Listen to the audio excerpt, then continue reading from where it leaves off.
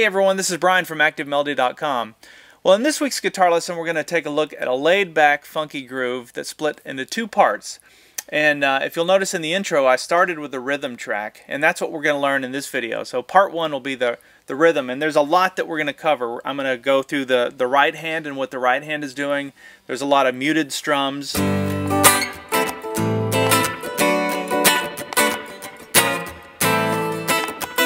And we'll break all of that down. In the second video, I'm going to cover how to play the lead part, and I'm going to show you note for note how to play all of the lead that I played in the intro. I'm also going to explain what scale that I'm using so that you can improvise and take it even further than what I did.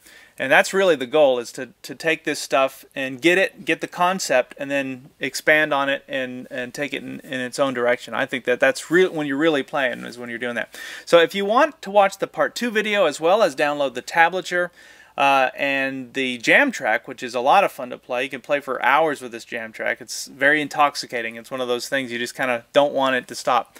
You can get all of that at ActiveMelody.com. Just look for EP138. That's a lesson number for this lesson. So let's go ahead and get started with part 1, the rhythm. Okay, so we have a lot of material I want to try and cover in this video. Even though the rhythm was actually fairly short, I want to get into a little bit of theory so that you understand why these chords work together, so that if you wanted to write your own songs, for example, you would know which chords to use. You have a formula for it. And then if you wanted to improvise on this and throw in some extra chords in with this rhythm, you'll be able to do that as well. And then the second part, we're going to get into the technique, the strumming, the specific chords, the muted strums, and all of that, left hand fretting. But let's start with the theory behind these chords. So this first chord that I played was a G chord, just G major chord. The next one was an A minor 7 chord, and then I went up to a B minor 7 chord. So your ear tells you that those chords work well with each other. They play nicely, and that's because there's actually some science behind it. It's not just art. It's not just random chords. They work together. And the reason they work together is because these are chords out of the major scale for the key of G. What do I mean by that? Well, the major scale is Do, Re, Mi, Fa, Sol, La, Ti, Do. That's it. That's the whole major scale. In fact, there's just 7 notes. Those are the 7 notes. That last note is a repeat of the first note. It's just an octave higher. So those 7 notes define a lot. I mean, and if you think about from a chord standpoint, if you, instead of just playing a single note like I did, if I had played each of those as a chord, you start to have a formula for which chords work together. So, so that's the first part. Now the second part of that is you can't play the same major chord for each of those. It's not that easy. But it is easy in that there's a formula that works no matter what scale you're in. And the formula looks like this. So your first chord, I'm just going to play 3 notes, the 1, the 3, and the 5 out of the main chord there, the root chord. So that's your G chord. The next chord, and that's a major chord. The 1 chord is a major chord. The 2 chord, you hear people talk about the 1, 4, 5 chord progression. This is going to make that make more sense. The 2 chord is always a minor chord. So in this case, it would be A minor. The 3 chord is also a minor, always, if we're playing up the major scale. So that's a B minor. So we have 1, 2, 3. The 4 chord is a major chord. And the 5 chord is a major chord. So that's a C. The 5 chord is a D. So now we have our 1, 4, 5 chord progression. That's when you talk about blues and the 1, 4, 5, that's where that comes from. So just remember, the 2 and the 3 are always minor. The 4 and the 5 are always major. The 6, in this case it's an E minor, but the 6th chord is also always minor. The 7th chord is the weird one. And that's a diminished chord. So in this case it would be an F sharp diminished. And it sounds like that. And then that 8th chord, the last chord, is back to from where we started. It's just a G, assuming we're in the G scale here. It's a G that's an octave higher. And that's it. That's chord theory in a very simple way of looking at it, at least from the major scale. And so with that, you could take and play this song, you could take this jam track and try throwing in some of these other chords, like that E minor chord that was in the progression there, and just see how it fits. It actually does work. And so that's I wanted to just mention that before we get into the strumming, so that you can start to apply this. And by the way, just like it works the same with chords as it does when you're playing a lead. You know, when you're playing a lead, I can take any of those notes and in any format, and it's going to sound cool. It's going to work because we're in the right key. Same goes with chords. You could take any of those chords and you could throw in an extra chord, and depending on which chord you use, it's going to give you a very different feel. It's going to sound jazzy at some points. It's going to sound bluesy if you use a 7th chord. But anyway, I just wanted to mention that. One other little caveat, or a little sidebar, I guess, would be you could also take and play different variations of those chords. So instead of just a G, I could do a G major 7. Hear how that changes the feel? It makes it sound more kind of mellow, jazzy. Well, that I could play like a G6 as a 7, but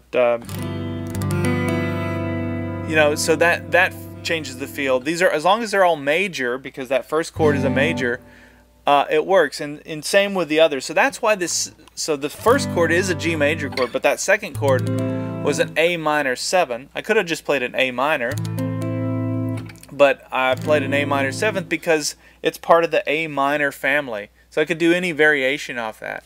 Alright, theory over. Now let's get into the technique. So we're going to start with the G chord and the strum pattern. So this is just a G major chord. I'm going to assume you know this one. I'll go into the fingerings of the others, but it's the same as an E chord down in first position, but we just slid it up to here and we put our bar down, or capo, or built-in capo. Alright, so what we're going to do from a strum pattern is we're going to go down, down, up, down, down. Down, down, up, down, down. That's what we're going to do in this first chord. Now the last down is a muted down. When I say muted down, that means I keep my fingers in position, but I release the tension so that they're just sitting on the strings. So it sounds like this. So that's what that last down sounds like. So let's practice that. Down, down, up, down, down. Remember that last down is a mute. So it goes.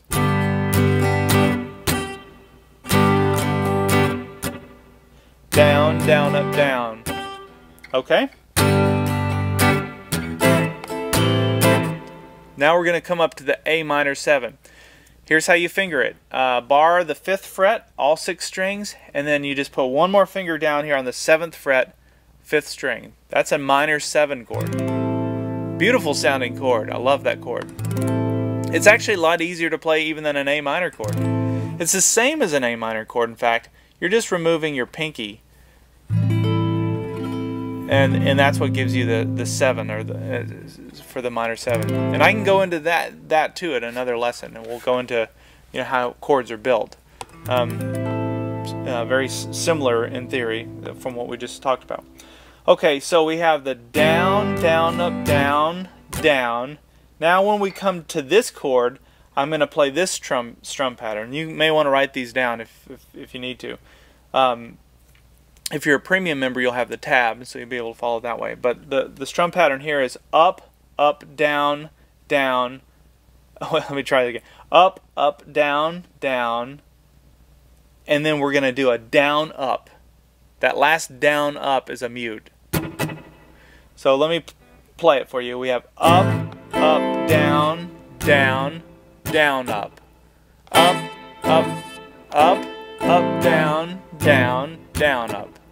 It's easier to do when it's in motion. Let me play the 2 chords together now. So we have.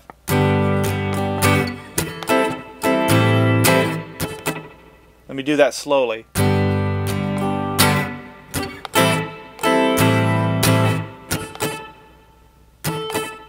I got something ringing out there. It's because I'm looking over it. I have some notes here and I'm not paying attention. Okay. So that's what that should sound like. Down, up.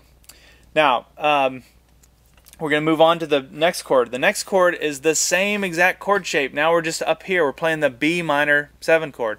See how these chords play right off that scale that I showed you? There's your 1 chord, your 2 chord, your 3 chord, and they really play nicely together. And they're always going to work because they're all in the same family. So when we get to the 3rd chord, the strum pattern here is down, down, up, down, down, down, up, down, and then there's a down, up, which is muted, like that. So we have down, down, up, down. There's your 2 mutes.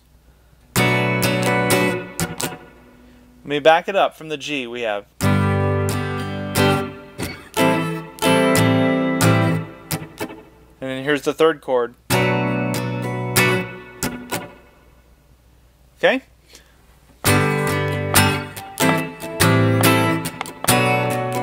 You can see how you're playing a little bit ahead of the beat. So if the beat is there, 1, 2, 3, we're always a little ahead, so we go.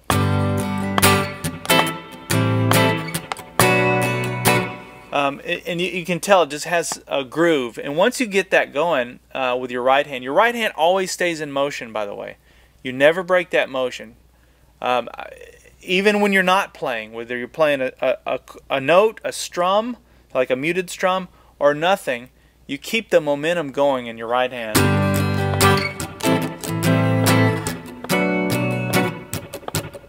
And you can see it just never breaks. That's critical to playing rhythm. Okay, so after we got the down, down, up, down, and then the down, up, mute, now we're going to do a down, a quick down, and I stifle the note, or stifle the chord, just a quick pop, and then release the tension here so that it ends it. And then we're going to go down, just a half step down. And so what I did there, I played an A sharp minor 7. Now some of you are going to say, hey, hang on, that's not in those chords that you showed us. And you would be right, that's actually not. But this would be considered like a passing chord, just like a passing note. You're getting from here to here.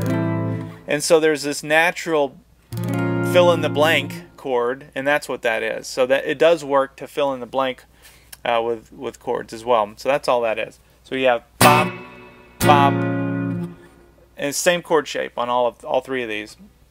And then we're down to the A, back to the A minor 7. Now, once we come down here, we're going to play down, down, up, down, and then. So that we've already covered that down, down, up, down, and then we're going to do one last down, which is a mute. Okay. All right. From the start, we have.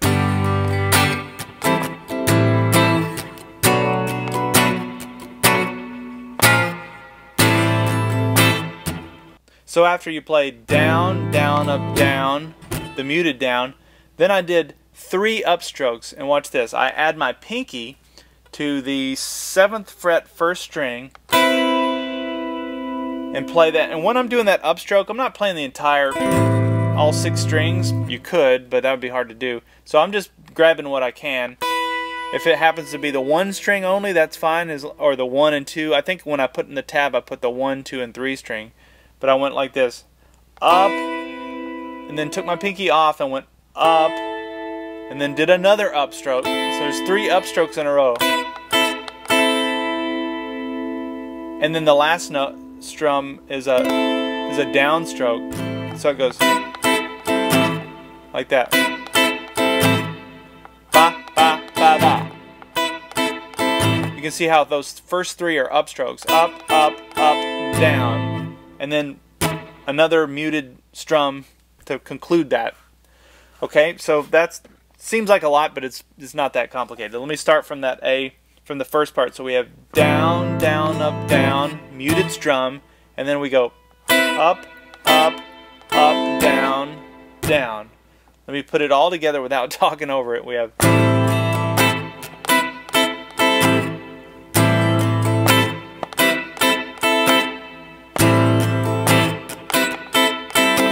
You can feel it.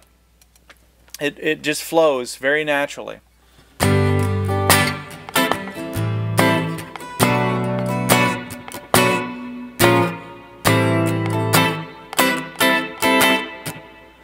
Okay, and then I just repeated that same strum pattern and went down, down, up, down with another muted strum.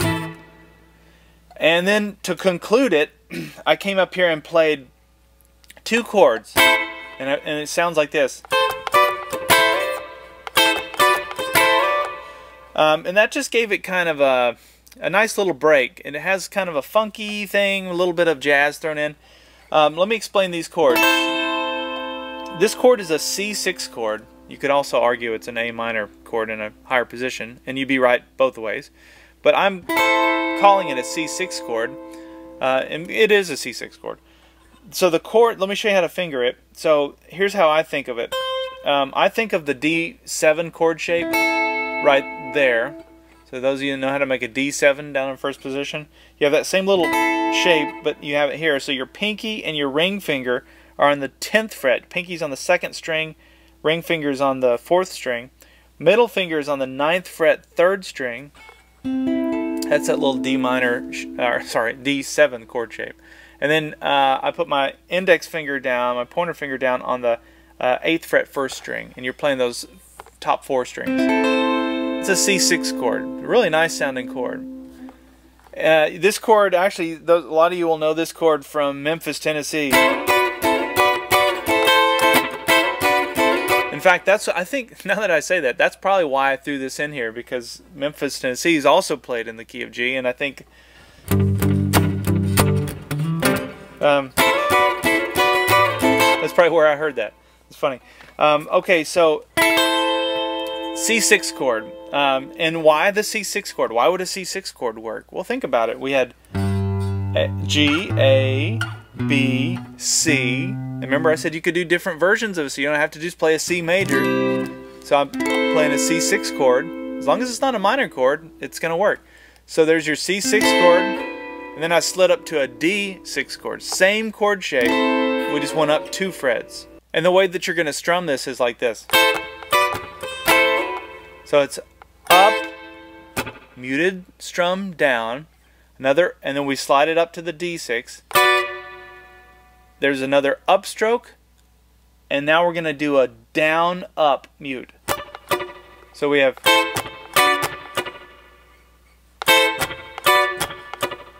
now your hand is in position to come back down, and when you come down, you're going to slide this chord back to the C6 chord shape, and then you're going to play it like this. 1 downstroke, and then slide the chord back into position. So we have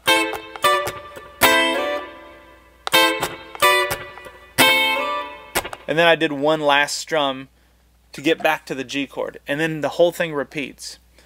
All right, so that's a lot. Let me cover the from this A minor 7 part.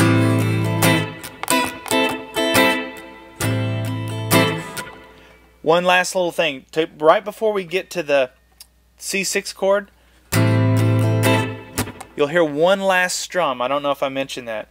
And it's a muted strum. And the way I'm playing that, since I'm switching from here to here, I'm almost just muting the strings with, I guess it's with my left hand as I'm coming up. So I'm just something to kind of put a little click in there. And then you're back. Alright, let me go through the whole thing one last time.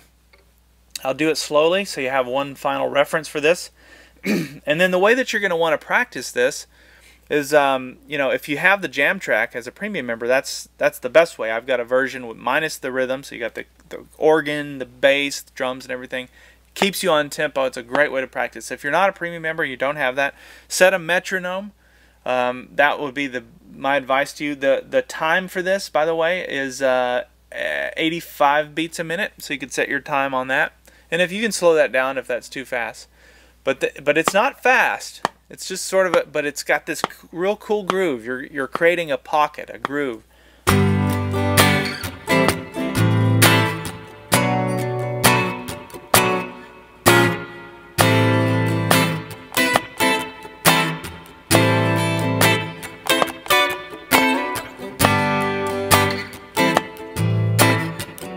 And it's one of those things that once you get it going, you don't want to stop because it just feels right. You know, it's a lot of fun to do. This sounds great on an acoustic guitar as well, so you could do it either way. You don't have to have electric for this. Alright, so we covered a lot of material in this. I know I beat it to death. It's just a few chords, but I think it's important that you know where chords come from and why they work together. That's just as important as knowing, you know, how to strum it, or all the techniques. If you don't understand the why behind it, you're kind of missing a big part of the puzzle here. So that's what we have for this week's free lesson. Make sure you check out the part 2, where we get into the lead, and I'll explain where all the lead stuff comes from. All those notes are, you know, the scales are coming from, so that you can play them and then you can improvise and create your own versions of them. All right, we'll see you in the next lesson.